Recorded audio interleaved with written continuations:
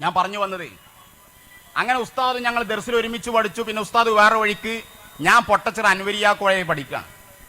അൻവരിയ കോളേജിൽ പഠിക്കണ സമയത്താണ് മഹാനായ കണ്യാല മൗല വഫാത്താകണത്. മൗല വഫാത്തായ വിവരം ഇവിടെ തന്നെ നമ്മുടെ നാട്ടിൽ തന്നെ പ്രചരിച്ച് വ്യാപിച്ചിട്ടില്ല. മൊബൈൽ ഫോണൊക്കെ അന്ന് ഒറ്റപ്പെട്ട് അവിടെയും ഇവിടെയും വരുന്നുള്ളൂ. അന്ന് നമ്മൾ STD ബൂത്തിന്റെ കാലാണ്, എന്നാ പെട്ടിയൊക്കെ പോയും ചെയ്തു.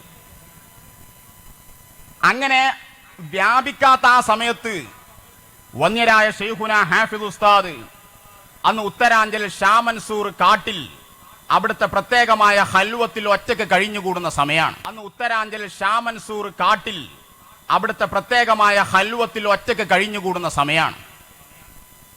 ആ സമയത്ത് ഉസ്താദ് അവിടുന്ന് എനിക്ക് കോളേജിലേക്ക് ഫോൺ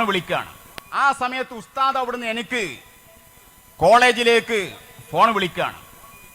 വിളിച്ചിട്ട് എന്നെ ബന്ധപ്പെട്ടു.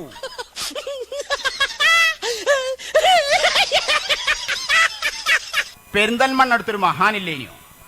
ഞാൻ പറഞ്ഞങ്ങനെ കണ്യാല മൗല അവര് വഫാത്തായല്ലോ. നോക്കൂ നിങ്ങൾ, ഇവിടെ തന്നെ വാർത്ത പ്രചരിച്ചു വരുന്ന സമയമായിട്ടുള്ളൂ. ഞാനത് അറിഞ്ഞിട്ടില്ല. കോളേജിൽ ആ വാർത്ത പരക്കണേ ഉള്ളൂ, എത്തി തുടങ്ങിയിട്ടില്ല. അതിന്റെ മുമ്പ് ദൂരങ്ങളുള്ള ഉസ്താദ് ഹൽവത്തിലുള്ള സമയം അവരറിയുക, അതാണ് ലാ യാരിഫുൽ വലിയ ഇല്ലൽ വലിയു. ദൂരങ്ങളുള്ള ഉസ്താദ് ഹൽവത്തിലുള്ള സമയം അവരറിയുക, അതാണ് ലാ യാരിഫുൽ വലിയ ഇല്ലൽ വലിയു.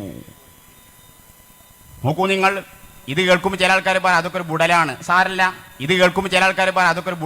സാരല്ല. ഇങ്ങനെയൊക്കെ മൈക്ക് കെട്ടി നമ്മളതൊക്കെ പറയാം, സാന്ദർഭികമായി ഓർമ്മപ്പെടുത്തിയാണ്. അങ്ങനെയുള്ള മഹാനുഭാവൻ, അങ്ങനെയുള്ള മഹത്തുക്കൾ, അവരാണ് ദീനിന്റെ സംരക്ഷകർ. അവർക്ക് ഓരോ സമയത്തും എന്ത് ചെയ്യണമെന്ന് അള്ളാഹു നിർദ്ദേശം നൽകും.